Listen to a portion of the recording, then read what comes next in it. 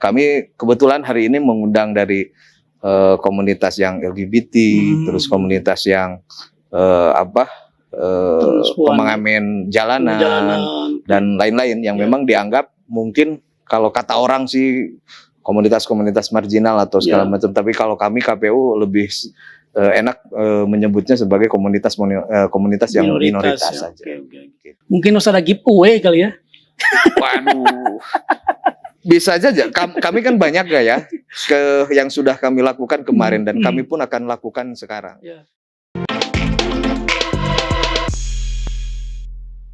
Assalamualaikum warahmatullahi wabarakatuh. Tribuners, jumpa kembali dengan saya Mahmud Mubarak, Content Manager tribunpriangan.com dalam program Mata Lokal Memilih.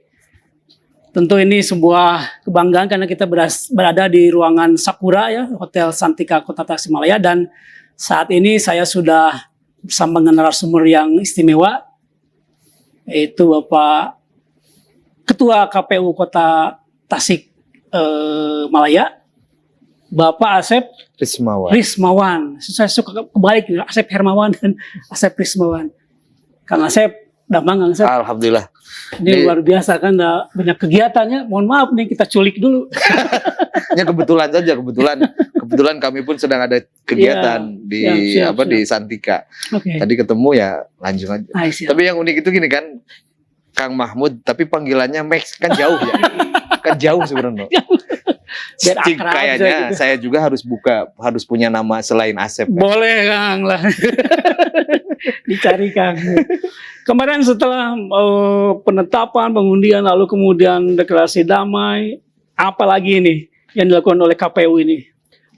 Kalau kami di KPU kan tugas kita itu melaksanakan semua tahapan, dan tahapan yang sekarang itu adalah tahapan kampanye. Cuman selain tahapan kampanye, kami pun sekarang sedang fokus untuk pengadaan logistik, mempersiapkan logistik pilkada. Hari ini ada tim kami juga yang di Jakarta sedang memproses proses pengadaan salah satu logistik, yakni surat suara dan yang lainnya. Dan untuk saat ini kita baru logistik yang baru sampai di gudang itu kita baru 1 bilik dan kotak. 1 bilik dan kotak. Maksudnya jenisnya baru 2 jenis. Baru 2 jenis. Yang pertama jenis bilik dan kotak suara. Tapi itu sudah komplit. Insya Allah sudah komplit ya. Berarti masih banyak. Jadi kalau ya gitu kan, kalau tahapan kampanye kan banyak sekarang kan, yang berarti yang kalau kampanye kan aktivitasnya banyak yang diselenggarakannya oleh tim pasangan calon, pasangan calon. Kami di KPU untuk tahapan kampanye ini kan satu memang harus punya kewajiban untuk membuat titik lokasi, lokasi pemasangan APK. Kemudian juga kami juga harus membuat jadwal rapat umum, dan lain-lain. Nah, itu kita sudah lakukan itu. Nah, sisanya ini tinggal dari pasangan calon yang melaksanakan kampanye selama rentang waktunya dari mulai tanggal 25 sampai dengan 23 November. Ya, ada kurang lebih 2 bulan ya. Iya, betul. Mereka. Jadi kalau untuk yang awal-awal ini masih belum ada pengerahan massa, belum ada ya kalau lihat dari jadwalnya? Kalau selama ini ya, ini kan hari keempat berarti hari keempat, betul. Hari keempat tahapan kampanye masih dalam rangka kalau teman-teman paslon kayaknya masih inilah dengan ciri khas masing-masing. Masih landai-landai saja, dan sampai saat ini kita belum menemukan ada masalah. Iya. Itu ada berapa zona sih kalau untuk kampanye itu? Kalau di kita kan kebetulan kemarin kita berkomunikasi dengan kalau zona semuanya kan dibolehkan saja, si pasangan calon mau dimanapun boleh. Gitu. Boleh. Di hari yang sama?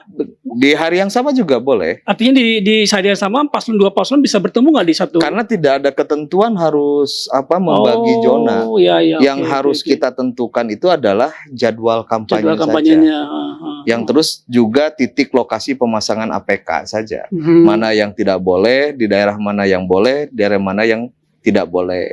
Itu saja. Sisanya ya, kalaupun karena sulit juga kalau di Kota Tasik misalkan kalau harus dibagi zona kan, kita dapil ada 4, paslon kita ada 5.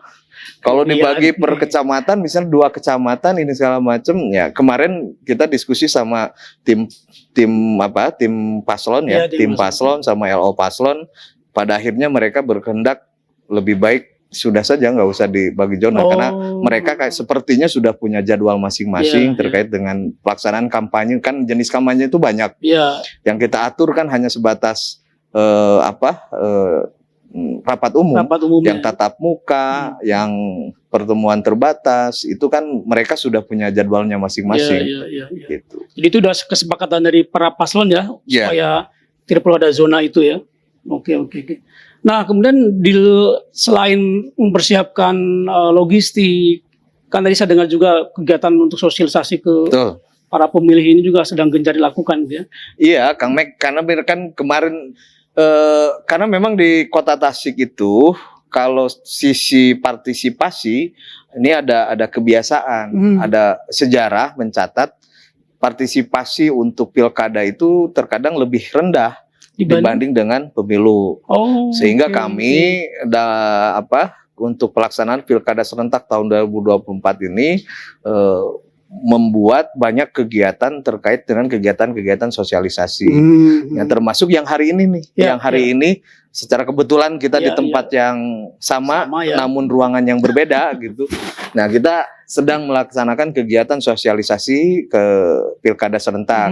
Targetnya yang menjadi peserta untuk hari ini tuh memang ke komunitas-komunitas yang disebut bukan minoritas lah. Kami kebetulan hari ini mengundang dari komunitas yang LGBT, terus komunitas yang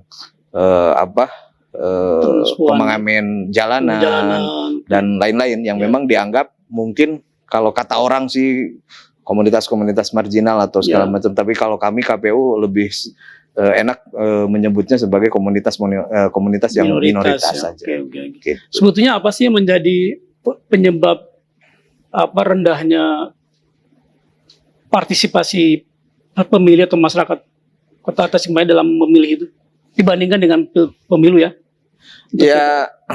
Mungkin saja kalau kemarin kan pilkada itu tidak dilakukan serentak misal, sehingga yang kerja di luar kota belum tentu juga dapat izin atau diliburkan, bisa pulang. Nah, sehingga kalau sekarang kita ada potensi karena pilkadanya pilkada serentak, kemungkinan yang kerja di luar kota pun akan diliburkan, sehingga mudah-mudahan itu juga menjadi salah satu faktor untuk ini. Kedua juga kalau berhubungan dengan partisipasi memilih di TPS itu kan hak ya. Kami itu punya kewajiban untuk mensosialisasikan saja. Tapi untuk apakah mereka mau datang atau tidak kan itu hak prerogatif dari pemilih. Tapi kami selalu menyampaikan bahwasanya sebentar di bilik suara walaupun 5 menit itu, yang 5 menit itu adalah menentukan 5 tahun ke depan gitu. Mungkin usah ada giveaway kali ya. Waduh.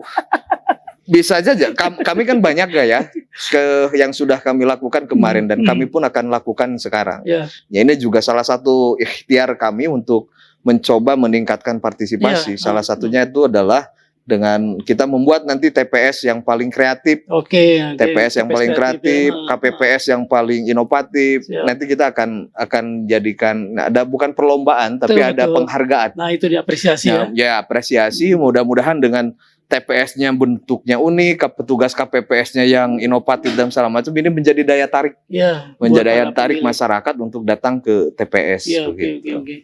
Nah, mungkin untuk yang anak-anak muda sekarang, kalau melihat dari partisipasi mereka di pemilu kemarin seperti apa? Kalau kemarin kan sederhananya begini, Kang Mek ya, kalau kita hitung begitu, kan DPT kemarin kita di pemilu itu 538, 432 kalau salah. Itu 53%-nya itu adalah pemilih milenial dan Gen Z. Nah, sehingga kalau partisipasi kita kemarin di angka 86, sekian. Ya, itu kan kemungkinan besar ikut semua. Kemungkinan besar kan pemilih milenial pun ikut andil di situ. Karena tidak mungkin bisa 86 kalau tidak ada pemilih milenial dan Gen Z. Nah, termasuk di hari ini gitu. Di hari ini kami karena memang kemungkinan juga pemilih kita masih sama posisinya. Jadi hampir 50-50 dengan pemilih milenial dan Gen Z itu, sehingga kami pun dalam sosialisasi ada banyak kegiatan yang roadshow ke sekolah, roadshow ke kampus dan lain-lain, sehingga mudah-mudahan ini bisa menyentuh semua elemen, termasuk juga dari elemen dari teman-teman milenial dan Gen Z. Gen Z ya. Kalau untuk perangkat-perangkat pemilu semua udah terbentuk ya sampai ke KPP ya. Kalau KPPS baru hari ini adalah hari terakhir untuk pendaftaran. Untuk pendaftaran. Untuk pendaftaran. Nanti kita akan tetapkan KPPS sekota Tasikmalaya di tanggal 7 November. 7 akan November. kita tetapkan dan lantik di tanggal 7 November. Berarti 2 minggu ya, 2 minggu sebelum. 2 minggu sebelum pemilihannya. Baik. Pak Asep, terakhir sampaian imbauan kepada masyarakat Kota Tasikmalaya terkait dengan Pilkada 2024 ini. Baik. Ini adalah kalimat yang selalu saya sampaikan di setiap momen. Pilkada serentak tahun 2024 ini adalah sejarah pertama di Indonesia dilakukan pilkada serentak secara nasional. Namun bukan sebatas itu, tapi pilkada serentak di tahun 2024 ini merupakan akan menjadi sejarah untuk Jawa Barat dan Kota Tasik, di mana satu hari tersebut akan menentukan masa depan Jawa Barat dan Kota Tasikmalaya untuk 5 tahun ke depan.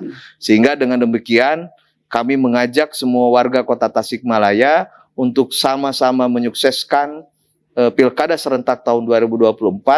Hal yang paling bisa memungkinkan untuk dilakukan oleh semuanya adalah mari guyub datang ke TPS di tanggal 27 November tahun 2024 untuk memberikan hak suaranya di bilik suara. Sekali lagi 5 menit di bilik suara menentukan untuk 5 tahun masa depan Kota Tasik dan Jawa Barat. Oke. Baik Tribuners, 5 menit yang menentukan ini mesti menjadi perhatian kita semua pada nanti tanggal 27 November 2024 pada Pilkada serentak 2024. Dan tentu harapannya seluruh lapisan masyarakat yang terdaftar di DPT di Kota Tasikmalaya tentu bisa menyalurkan hak pilihnya. Demikian Tribuners juga hatur nuhun Kang Asep. Bincang-bincang santai dan singkat ini. Ya. Bertemu kembali dengan saya dalam program berikutnya di Mata Lokal Memilih bersama tribunpriangan.com, tribunjabar.id, Tribun Jabar dan juga Tribun Network. Mata lokal menjangkau Indonesia. Assalamualaikum warahmatullahi wabarakatuh. Waalaikumsalam warahmatullahi wabarakatuh.